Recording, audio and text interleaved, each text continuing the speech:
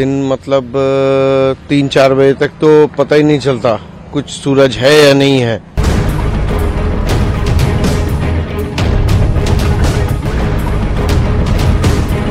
Because of severe pollution, the school has been closed down, लेकिन online classes हो रही हैं। योग करो, जनता जनार्दन एक एक घर में 4-4 गाड़ियां ले रखी हैं, जगह नहीं है, कुछ नहीं है, कहीं कहीं खड़ी कर दी। ये क्या तरीका है? वो सब सड़क पे ही तो चलती हैं। अगले 3-4 दिनों तक क्योंकि हवाओं की रफ्तार नहीं बढ़ने वाली है, तो ये जो पॉल्यूशन है वो लगातार इसी तरह से रहेगा। हो सकता है कि धीरे धीरे और बढ़ जाए।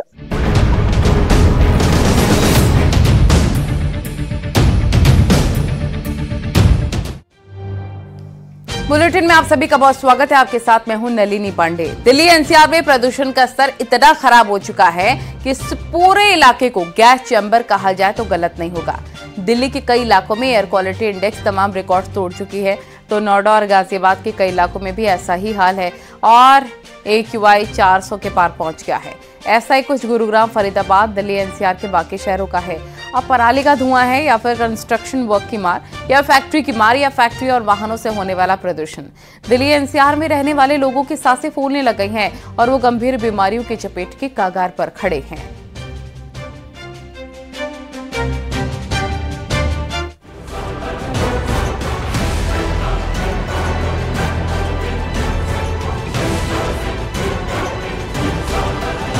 दिल्ली की हवा जहरीली हो चुकी है। पूरा एनसीआर धुएं और धुंध की ऐसी चादर में छिप चुका है जो न सिर्फ जहरीली है बल्कि सांसों पर भी भारी है।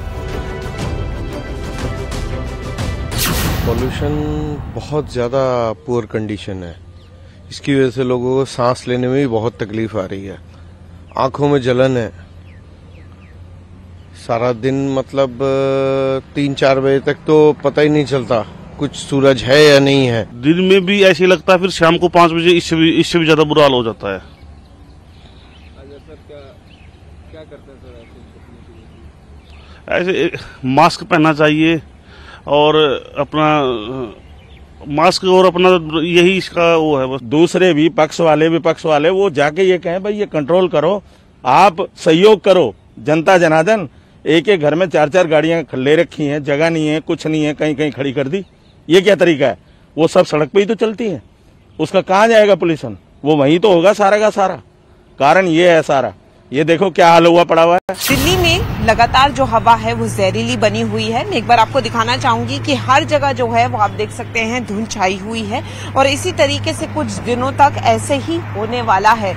सबसे बड़ी बात यह है कि जिस तरीके से प्रदूषण जो है वो ना केवल सिर्फ लोगों को सांस लेने में तकलीफ दे रहा है, इससे गंभीर बीमारियां भी हो रही हैं क्योंकि जो डायबिटीज है वो देखा जा रहा है कि लगातार प्रदूषण उसका सबसे बड़ा कारण माना जा रहा है। दिल्ली का हाल किस कदर बेहाल है ये आपने देख ही लिया। अब जरा आपको दिखाते हैं दिल्ली के पास मौजूद नोएडा का क्या हाल है। दरअसल यहाँ भी तस्वीर कुछ वैसी ही है। पहली बार ऐसा हुआ है कि यहाँ एयर क्वालिटी इंडेक्स 400 के पार जा पहुँचा है। ग्रेटर नोएडा का एयर क्वालिटी इंडेक्स 474 पहुंच गया, यानी डार्क रेड जोन में। और स्थिति देखिए मेरे ठीक पीछे, इस समय हम परसला ब्रिज में है। एक तरफ हिस्सा नोएडा का है और दूसरी तरफ ग्रेटर नोएडा का है। सामने ऊंची ऊंची गगनचुंबी इमारतें हैं जो पूरी तरीके से ओझल हैं, धुंधली हैं, बिल्कुल भी दिखाई नहीं दे रहा है। विजिबिलिटी के नाम पर अगर बात करें तो वो भी बेहद कम है। स्थिति आज बेहद भयावह है, स्थिति बहुत खराब है और आप तस्वीरों में देखेंगे कि किस तरीके से लोग जो है परेशान हो रहे हैं। विजिबिलिटी जो है वो बिल्कुल जीरो है और इन्हीं सबको देखते हुए गौतम बुद्ध नगर के जिलाधिकारी मनीष वर्मा ने ग्रैप का यानी ग्रेडेड रिस्पांस एक्शन प्लान का जो स्टेज 3 है वो लागू कर दिया है। इसकी वजह से तमाम तरीके की पाबंदियां लागू हो गई हैं। नोएडा और दिल्ली में इस कदर वायु प्रदूषण का कहर दिख रहा है कि दिन में भी अंधेरे जैसा माहौल दिख रहा है। हर तरफ धुंध की चादर बिछी है और धूल का गुबार सब कुछ ढक चुका है। फिलहाल सफेद चादर नुमा गुबार आप देख रहे हैं, ये प्रदूषण ही इसका प्रमुख कारण है। उसकी मुख्य वजह है कि राजधानी दिल्ली में जो एयर क्वालिटी इंडेक्स है वो 470 के पार हो चुका है। यही हाल नोएडा, गाजियाबाद, इन तमाम जगहों पर यही हाल बना हुआ है जहां पर एयर क्वालिटी इंडेक्स बहुत ज्यादा बदतर बना हुआ है। तमाम इलाकों में सरकारों की तरफ से कुछ प्रतिबंध लगा दिया गया है, जिसमें अगर बात करें तो कंस्ट्रक्शंस बैन है, पेट्रोल डीजल की जो गाड़ियां हैं उसको फिलहाल उस पर बैन लगा दिया गया है। लेकिन एक बड़ा सवाल है कि राजधानी दिल्ली और इसके आसपास जिस तरह एयर क्वालिटी इंडेक्स खराब है, ये एक बड़ी चिंता है। सिर्फ दिल्ली ही नहीं, आसपास के इलाकों का भी यही हाल है। गाजियाबाद, फरीदाबाद, गुरुग्राम, मेरठ और बागपत जैसे आसपास के इलाकों में भी हालात बद से बदतर दिख रहे हैं। कारण तो एक तो जैसे पेड़ पौधों की कमी होती जा रही है, कुछ किसान भी आलस में जो अवशेष है फसलों के उन्हें जला देते हैं। 333 बुलंदशहर का AQI पार कर गया है। आप यहाँ देख सकते हैं पूरे में धुंध जमी हुई है और लोगों को सांस लेने में भारी दिक्कतों का सामना करना पड़ रहा है। कैमरामैन अमन के साथ प्रशांत कुमार, न्यूज़ 18, बुलंदशहर। आखिर दिल्ली गैस चैम्बर में तब्दील हुई कैसे, और अब दिल्ली NCR में रहने वाले वो लोग जो इसकी चपेट में हैं, आखिर क्या करें कि इसके प्रभाव में कम से कम आए, इस रिपोर्ट में एक्सपर्ट से जानिए।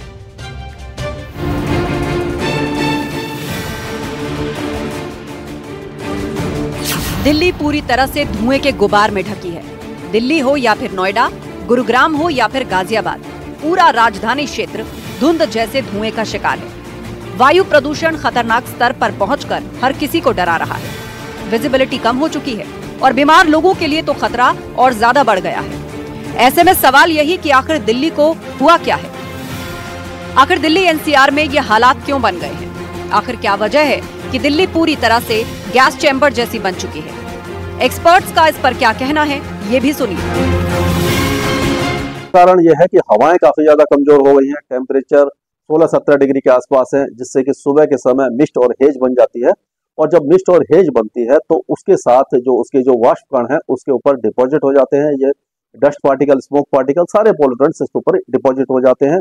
और हवाएं कमजोर होने के कारण ये जो डिस्पर्सल है वो नहीं हो पाता। इसीलिए जो पॉल्यूटेंट्स हैं वो अर्थ के सरफेस के आसपास ही मंडराते रहते हैं, जिससे कि AQI इंडेक्स बढ़ जाता है। और इस समय दिल्ली NCR में poor to very poor category में तो ज्यादातर इलाके हैं और सीवियर कैटेगरी में भी कई इलाके देखने को मिल रहे हैं। यानी कि 6 कैटेगरी होती हैं। अगर 0 से 50 AQI इंडेक्स है तो उसको गुड कहते हैं, और 51 से लेकर के 100 जो होता है उसको सेटिस्फैक्ट्री कहते हैं, और 101 से 200 जो होता है उसको मॉडरेट कहते हैं। तो मॉडरेट भी थोड़ा नुकसानदायक होता है, लेकिन 201 से 300 तक का जो AQI इंडेक्स है वो पुअर कैटेगरी में आता है। 301 से 400 वेरी पुअर, और 400 से ऊपर का जो है वो सीवियर कैटेगरी में आता है। वहीं एक्सपर्ट्स का मानना है कि ये बस एक ट्रेलर है। आने वाले कुछ दिन इस गैस चैम्बर वाले हालात को और ज्यादा बदतर स्थिति में पहुंचा सकते हैं। ऐसा क्यों, सुनिए। कैटेगरी और वेरी पुअर कैटेगरी में दिल्ली का AQI चल रहा है, और हमें ऐसा लग रहा है कि अगले 3-4 दिनों तक, क्योंकि हवाओं की रफ्तार नहीं बढ़ने वाली है, तो ये जो पॉल्यूशन है वो लगातार इसी तरह से रहेगा। हो सकता है कि धीरे धीरे और बढ़ जाए। और सबसे बड़ी बात यह है कि अभी जो पराली का धुआं है पंजाब और हरियाणा से वो दिल्ली तक नहीं पहुंच पा रहा है, क्योंकि अभी हवाओं की रफ्तार कम है और जो विंड है वो बार बार डायरेक्शन बदल रही है। इसीलिए जो पराली के धुएं के न आने के बावजूद इतना ज्यादा पॉल्यूशन हमें दिखाई दे रहा है। तो अगर ये पराली का धुआं आता है, जब उत्तर पश्चिमी दिशा से हवा चलना शुरू हो जाएगी, जो नवंबर के दूसरे हफ्ते से हमें उम्मीद है कि हो जाएगी, तो उस समय स्थिति और ज्यादा खतरनाक हो सकती है। उधर डॉक्टर्स की सलाह है कि इस मौसम में बचने के लिए जरूरी एहतियात बरतने ही होंगे। अगर ऐसा नहीं किया तो ये स्वास्थ्य के लिए परेशानी का सबब भी साबित हो सकता है। PM 2.5 बॉडी से एक्सपेल नहीं हो पाते, सांस के द्वारा बाहर नहीं निकल पाते हैं, वो लंग में ही समा जाते हैं। इसलिए वायु प्रदूषण बचने के लिए सबसे कारगर जो तरीका है वो यही है कि सुबह अर्ली मॉर्निंग में और शाम के समय, धुंध के समय थोड़ा बाहर निकलने से बचें। अगर कोई भी व्यक्ति जिसको कोई भी क्रॉनिक डिजीज है, एटलीस्ट उनके रूम में एयर प्यूरिफायर होना चाहिए, और साथ ही साथ वो लोग वैक्सीनेटेड होने चाहिए। बाहर जा रहे हैं तो मास्क का यूज करना बहुत ज्यादा जरूरी है। स्पेशली जो बच्चे लोग हैं वो उनकी बाहर खेलने की आदत होती है, तो ट्राई करिए कि वो अर्ली मॉर्निंग और लेट इवनिंग जब स्मॉग बिल्कुल नीचे ब्रीदेबल लेवल पे होता है तब ना हो, और उनका जो आउटडोर टाइम है उसे आपको रिस्ट्रिक्ट करना पड़ेगा, क्योंकि वो जितना समय बाहर गुजारेंगे उतना ज्यादा वो पॉल्यूटेंट्स इनहेल करेंगे। उधर डॉक्टर्स का मानना है कि वायु प्रदूषण का इतना खतरनाक स्तर न सिर्फ कई बीमारियों का कारण है, बल्कि कई बार ये घातक भी साबित हो सकता है। पार्टिकल और गैसेस हमारी बॉडी के जो जितने भी वाइटल ऑर्गन्स हैं उनको किसी ना किसी तरह से अफेक्ट करते हैं। PM 2.5 की बात करें तो ये बहुत ही महीन पार्टिकल्स है जो हमारे लंग्स के जरिए हमारे ब्लड में पहुंच जाते हैं और हमारे ऑर्गन्स को अफेक्ट करते हैं। PM 10 जैसे कि जो थोड़े से बड़े पार्टिकल्स होते हैं वो हमारी आंखों को, हमारे गले को अफेक्ट करते हैं। जैसा आमतौर पे हम देखते हैं कि आंखों में इरिटेशन होना, इसके लिए जरूरी है कि जब भी आप पोल्यूशन के अंदर जाएं तो सन ग्लासेस या प्लेन ग्लासेस पहन ले ताकि आप डायरेक्ट पोल्यूशन के एक्सपोजर से अपनी आंखों को बचा सकें। दिल्ली के हालात को लेकर हाईकोर्ट सरकार को फटकार लगा चुका है। स्थिति की गंभीरता का अंदाजा इसी बात से लगाया जा सकता है कि हर साल ये हालात पैदा होते हैं। हर साल दिल्ली गैस चैम्बर बनती है, लेकिन क्या अगले साल पिछले अनुभवों से कोई सीख ली जाती है? Bureau report, news 18।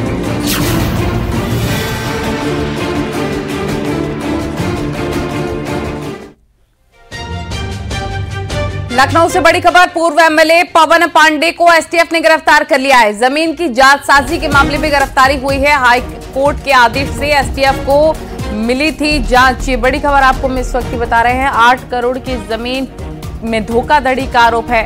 Ambedkar Nagar में सड़क हादसे में गई थी एक युवक की जान, मौत में हत्या का आरोप लगा था। जांच में हत्या के नहीं मिल पाए सबूत। शिवसेना से विधायक रह चुके हैं पवन पांडे। ये बड़ी खबर इस वक्त हम आपको बता रहे लखनऊ से। पूर्व MLA पवन पांडे को STF ने गिरफ्तार कर लिया है। STF ने गिरफ्तार किया है। जमीन की जालसाजी के मामले में ये गिरफ्तारी हुई है। हाई कोर्ट के आदेश से STF को जानकारी मिली जांच की। 8 करोड़ की जमीन में धोखाधड़ी का आरोप लगाया। अंबेडकर नगर में सड़क हादसे में गई थी एक युवक की जान। ऋषभ मणि त्रिपाठी हमारे सहयोगी तमाम जानकारी के साथ फोन लाइन पर जुड़ गए हैं। ऋषभ, पूर्व MLA पवन पांडे को STF ने गिरफ्तार कर लिया है। जी हाँ, बिल्कुल। देखिए, मामला 2012 का है जब एक युवक की सड़क हादसे में मौत होती है। वे बस से कर उस वक्त के परिजनों ने लगाया था कि सड़क हादसा नहीं, हत्या की गई और पूर्व विधायक पांडे पर आरोप लगाया गया था। मामला हाईकोर्ट तक गया था। हाईकोर्ट के आदेश पर STF को इस पूरे मामले की जांच मिली। इन्वेस्टिगेशन के दौरान कहीं भी हत्या के पुख्ता सबूत नहीं मिले, लेकिन ये जरूर सामने आया कि मृतक के और उसके जनों के साथ धोखा करके 8 करोड़ रुपए की जमीन कुछ लिखवा ली थी। लिहाजा उसमें हत्या की धारा का अपराध तो नहीं बना, लेकिन आपराधिक साजिश से धोखाधड़ी की धाराओं में अपराध था और हाई कोर्ट में रिपोर्ट भी दाखिल की STF ने। उसी के आधार पर STF ने शिवसेना विधायक रह चुके पवन पांडे गिरफ्तार कर लिया है। इनको अंबेडकर नगर की कोतवाली में रखा गया है और कल कोर्ट में उनको पेश किया जाएगा। ठीक है, बहुत शुक्रिया आपका तमाम जानकारी के लिए।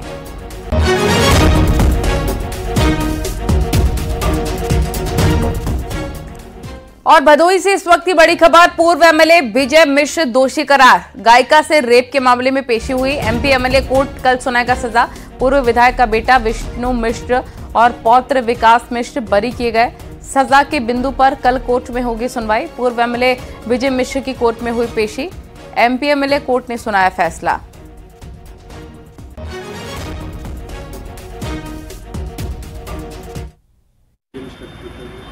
आज न्यायालय FTC first MP MLA court की अदालत में विजय मिश्रा, उनके पुत्र विष्णु मिश्रा और ज्योति और विकास मिश्रा गैंग रेप मामले में सुनवाई थी, जिसमें फैसला जाना था, जिसमें बनारस की गायिका के साथ गैंग रेप मामले में फैसला हुआ है, जिसमें विजय मिश्र दोष सिद्ध किए गए हैं और उनके पुत्र विष्णु मिश्रा व पौत्र ज्योति और विकास मिश्रा बरी किए गए हैं।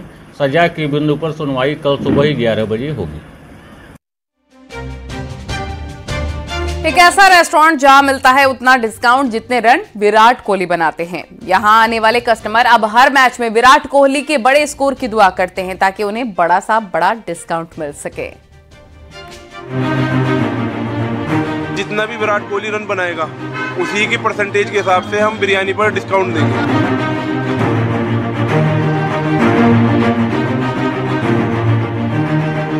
उत्तर प्रदेश के मुजफ्फरनगर में एक नॉनवेज बिरयानी वाले की विराट कोहली को लेकर दीवानगी गुरुवार को उस समय देखने को मिली जब भारत श्रीलंका मैच के दौरान विराट कोहली ने 88 रन बनाए तो इस दुकानदार ने बिरयानी के रेट 88% कम कर दिए।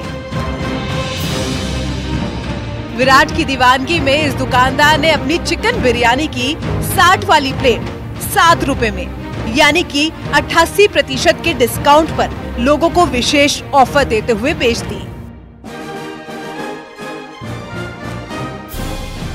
हमारा जो ऑफर था वो कुछ इस प्रकार था, यहाँ पे हमने लिखवा भी रखा है कि जितना भी विराट कोहली रन बनाएगा उसी की परसेंटेज के हिसाब से हम बिरयानी पर डिस्काउंट देंगे। जैसा कि हमारी 60 रुपए की प्लेट जो है वो 88 रुपए के परसेंटेज के हिसाब से आज हमने 7 रुपए की बेची। उसके लिए हमने ये भी बोल रखा था, पहले से ही बोल रखा है कस्टमर को कि आइए अपना और अपना रजिस्ट्रेशन कराइए।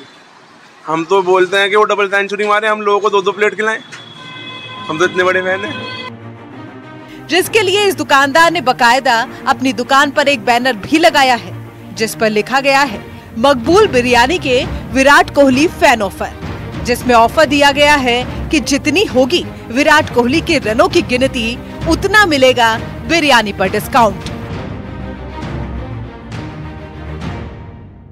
भारत श्रीलंका मैच के दौरान विराट कोहली फैन ऑफर में यहां की जनता ने एडवांस बुकिंग कराकर 88% का डिस्काउंट लेते हुए जीत की बिरयानी का स्वाद चखा है। इन्होंने श्रीलंका और इंडिया का जो मैच चल रहा था उसमें विराट कोहली के रनों के अकॉर्डिंग यहाँ पे डिस्काउंट रखा है, जो कि 60 रुपए में मिलने वाली बिरयानी सिर्फ 7 रुपीज में मिली है और बहुत कस्टमरों ने इस चीज का फायदा उठाया है। दुकान मालिक दानिश रिजवान का कहना है कि इस वर्ल्ड कप में भारत का मैच जिस किसी भी टीम के साथ लाइव होगा उनका ये ऑफर जारी रहेगा। वहीं डिस्काउंट पर इस चिकन बिरयानी का स्वाद चखने वाले लोग बेहद खुश हैं। उनका कहना है कि उन्हें भारी मुनाफे में बिरयानी खाने को मिल रही है और वो दुआ कर रहे हैं कि अगले मैच में भी विराट बड़ा स्कोर बनाए। न्यूज़ 18 के लिए मुजफ्फरनगर से बिनेश पवार की रिपोर्ट।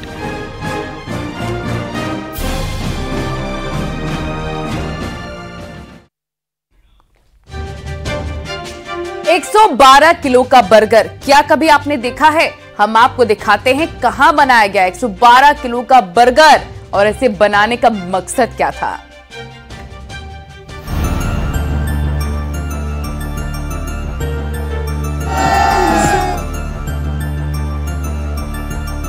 अभी तक आपने वेज और नॉन वेज बर्गर के साथ आलू टिक्की बर्गर जरूर खाया होगा और आपको उसके साइज के बारे में भी पता होगा, लेकिन आज हम आपको एक ऐसा बर्गर दिखाने जा रहे हैं जिसका साइज तो साइज और उसका भार भी लगभग 112 किलो है।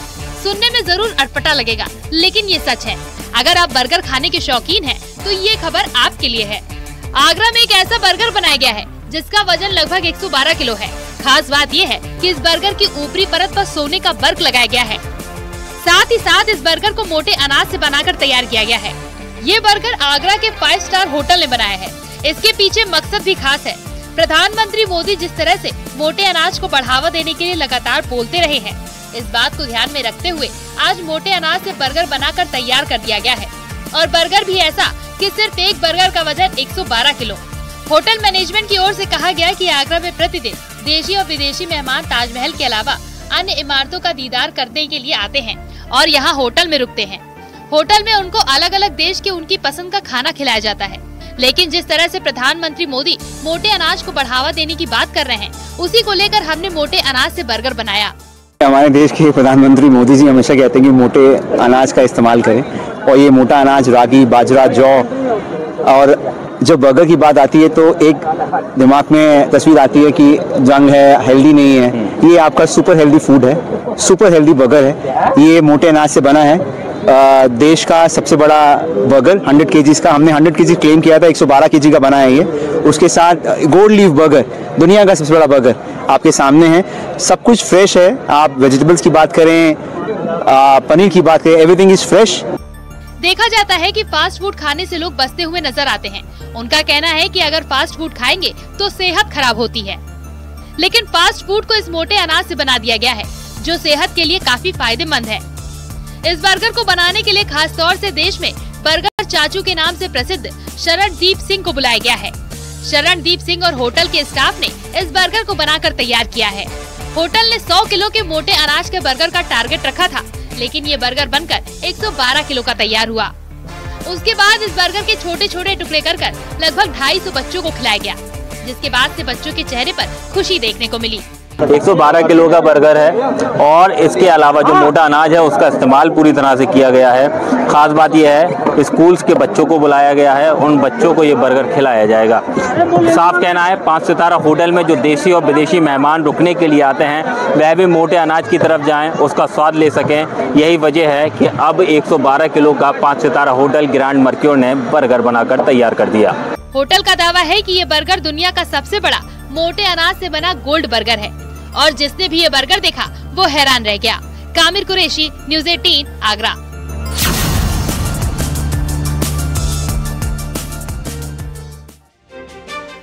हमास ने इजरायल के खिलाफ अपनी पूरी ताकत झोंक दी है। हमास के लड़ाकों ने इजरायल को रोकने के लिए शुरू